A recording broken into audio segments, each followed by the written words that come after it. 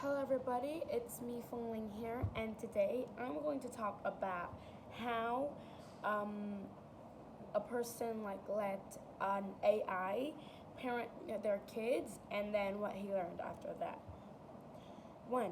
What problem was Stefan Remedios facing that motivated him to create ChatGPT, Daddy GPT? The speaker, who was Stefan Remedios, his wife was away for a week, and then he started facing many requests and questions to ask for permission from his 3 teenage sons. Like, can I eat this? Can I do that? Can I watch this? Can I play this? And then he started to become a little bit overloaded, and then he created an AI and he named it Daddy GPT. How did Daddy GPT initially help him manage his parenting responsibilities?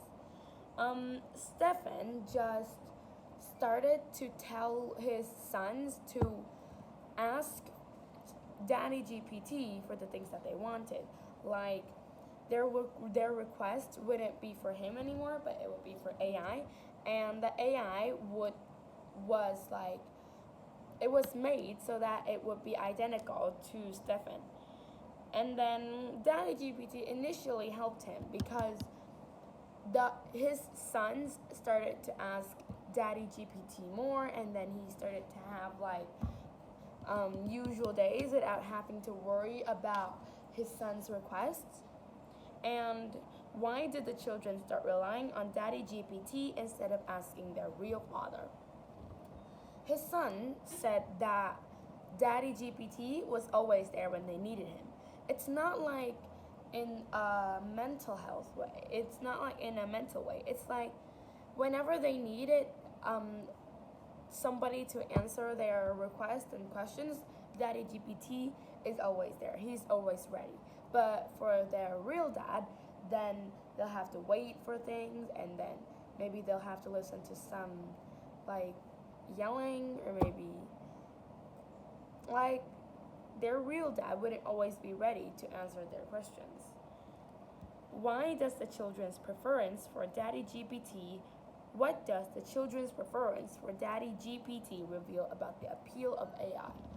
When AI started appearing in the son's world, then they started to stop asking their real dad and communicating with their real dad, and that would make their relationship become further. And I think that would reveal a thing about AI, is that it could actually affect real relationships between people.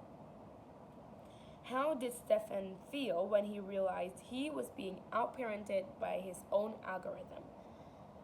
I think he was a little bit shocked because he didn't actually say it in the video, but I think that he was pretty shocked and then surprised, and he started to want to just return to the old way, to his old life, without having that Daddy GPT to replace him. How does the story reflect broader risks of prioritizing efficiency over human connection? I think that when Daddy GPT appeared, it's the story reflects a broader risk of prioritizing efficiency. When Daddy GPT appeared in the son's life, they started to just think that Daddy GPT is more convenient and efficient, and they actually stopped talking and bonding with their dad, and I think that would affect a lot to the real relationship between people. What 3 questions did Stefan begin asking himself when using AI afterward? I'm not so sure that I remember, but the first one is that if the other person that he was talking to knew or understood that he was using AI, or relying on AI to communicate to them. The second one is to look back to see if using AI would affect any of his relationships with the people that he loved. And I actually forgot the third one. Why does he describe emotion and care as a non-fly zone for AI? because AI is just a robot. It's something that is made by human, but it cannot have real emotions or care for other people. And then he describes that emotion and care is like a no-fly zone because AI can't actually feel it and they can actually experience it. What final message does the talk give about authenticity and human imperfection in parenting? Well, it's not just in parenting, it's like in our everyday life. Human is just always perfect. They have to have mistakes to actually learn from their mistakes. And it's normal for a person to get have a mistake. So it's okay, and you could actually try to approve it and actually live with that. And I think that's all. Thanks for listening, and I'll see you in the next video. Bye.